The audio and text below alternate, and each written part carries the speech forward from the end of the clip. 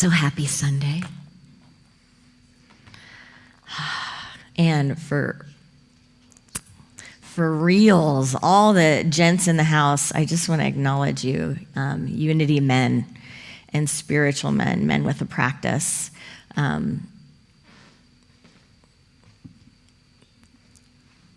behalf of men and on behalf of women, on behalf of everyone, on behalf of they, them, men, women, we're grateful for your practice, really and truly. So thank you for who you are and what you bring. So, there are two ways to live. We most often live by both of these ways. And that's not a problem, but when we awaken, when we become mindful and we step into conscious choice, then we get to decide which one will lead our lives. We can live in a field of wonder, a life shaped by blessing, vision, gratitude, a life of mindfulness, awake to the gifts that are present. Or we can live in a field of resentment, a field of conditioning, a field of circumstance, a field of regret. We can have a life that is pushed by pain, by pressure, by circumstance, driven by fear, disappointment, comparison, or one that creates harmony in the face of discord. Those are our choices, and the question is not whether both fields exist. The question is, what field are we cultivating? Where are we investing? Today is about living our best life. So think for a moment, what are 3 qualities of your life that if they were demonstrated, 3 qualities that if they were demonstrated, you'd say, there I am living my best life. Just breathe into that for a moment. Close your eyes if you choose, or stay present. What 3 things? It's like if I had this, if I gave that, if I had this quality to my life, that would be my best life. And think for a moment, not your best life that you thought you would have last year or 10 years ago or 20 years ago. These are qualities of being that when they are present, you're clear that right now, for this life, this moment, for all of what is showing up right now in your world and in our world, that if I could stay in this state of being, I'd be living my best life. So many times we attach to the dream we had 20 years ago, the book we wanted to write, the record we wanted to sign, the Picasso we wanted to paint, the soulmate we wanted to meet, the body we wanted to have, the bank account, the house, the location, the state we wanted to live in, the family system we wanted to have. We often get attached to old or original dreams, and we forget to check in on them. We forget to check in and ask ourselves, who am I now? And what is calling me, and what am I being called to? And when we forget to check in, we often live by what we're missing. And even though it doesn't seem like it, we're cultivating a field based on our resentments or based on the wishes that we had for ourselves. But in Unity, we teach the power of release. It's one of our 12 powers. It's the power of release, the power of elimination, the power to let go. Knowing that the moment we have is this moment, and this moment we can all choose again. So we don't have to live and relive something over and over and retell ourselves the story of what didn't happen when, then, or what's not happening right now. And we can meet the moment as it is and really ask ourselves a deep spiritual question. What 3 qualities would I be experiencing if I was living my best life? Think about your 3. Not the dream of who you thought you'd be, not the future that 20 years ago you imagined, but right now. Eric Butterworth says, your potential is always greater than your problem. Your potential is always greater than your problem. So when we focus not on the problems, but we focus on our potential, we focus on a state of mind, a state of being, that state of being becomes the compass, it becomes the anchor. We can be pushed by pain in life, or we can be pulled by a vision. Oftentimes when we talk about a vision, we talk in unity and in corporate language about a vision. Here's the state that I'm holding. Here's the picture that I'm painting. But there's another way to experience the vision. And that's the vision of how you see things, how we experience things, what filter everything comes to us through, and how that practice of having a consciousness and mindfulness around our vision can change what we look upon, yeah? It can change what we cultivate and what we generate. Kierkegaard said, a kind of you'll regret it if you do it and you'll regret it if you don't.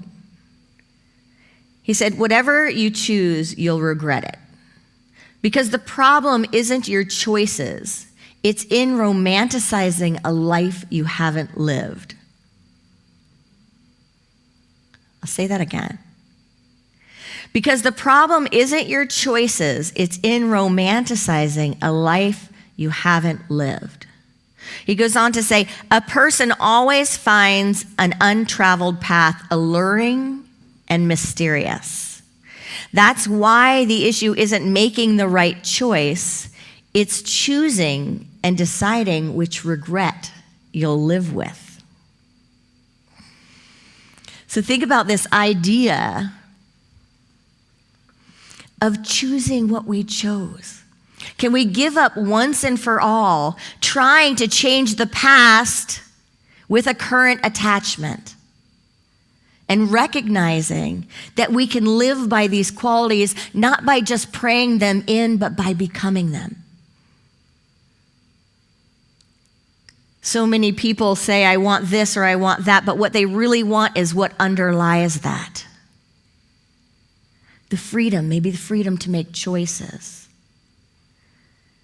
Maybe love and connection. And we have all of these visions that we sometimes launch, and sometimes we don't even know we're launching them. We inherit them. We're given to them. They're advertised to us.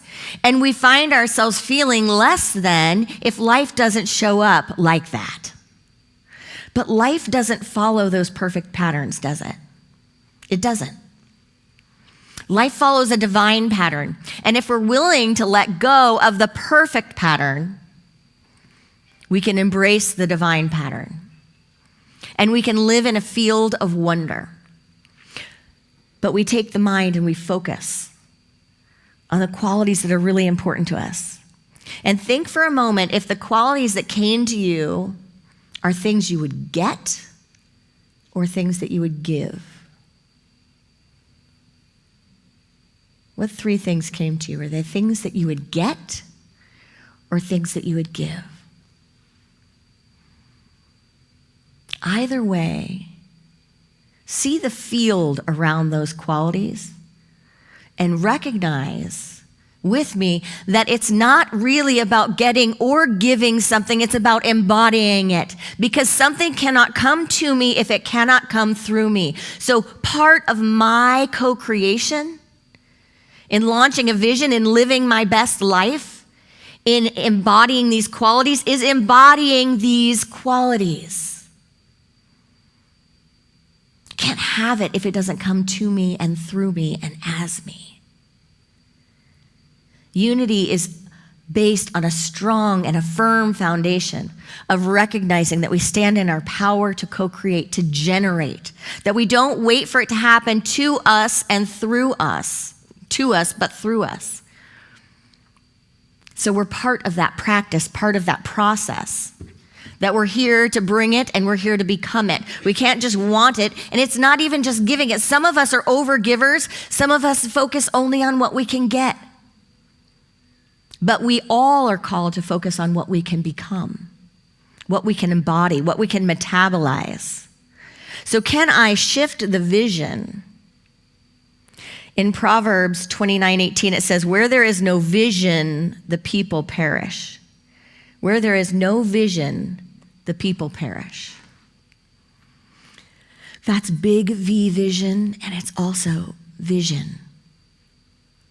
My ability to see it right. There's an old saying in Unity, see it right to set it right.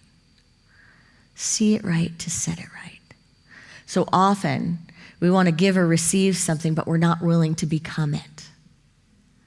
So I invite us this morning to just take a deep breath and close the outer eyes to the inner awareness and just really begin to feel in this moment, this day, not looking at what I wanted to happen or who I wanted to be or how I wanted things to unfold up to now. Not worrying about the world and how it needs to be different or how it's not enough. Acknowledging that there is a field of possibility that is always existent, that there is a power that is inexhaustible and everywhere present, that there is a harmonizing faculty available to each one of us. And it is from this space that we allow three qualities to emerge, the presence of which would show us, I'm living my best life now. I can bring this to everything. I can give it, I can receive it, I can embody it, I can become it. Take 3 breaths there with me.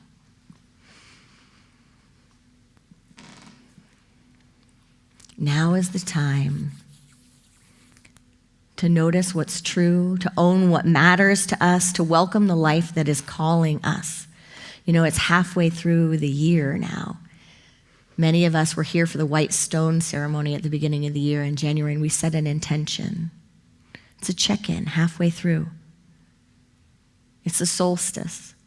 It's a time to look at where I am and where I'm going. So let's take a breath in together. Deepen the practice, embody the gifts, and recommit to living our best life. This summer, we're going to get practices. We're going to get opportunities to awaken, opportunities to become more mindful. We can always choose wonder and choose vision and choose what's calling us. Or we can live in the past, live in regrets, and argue with the present moment. What will we choose? Namaste.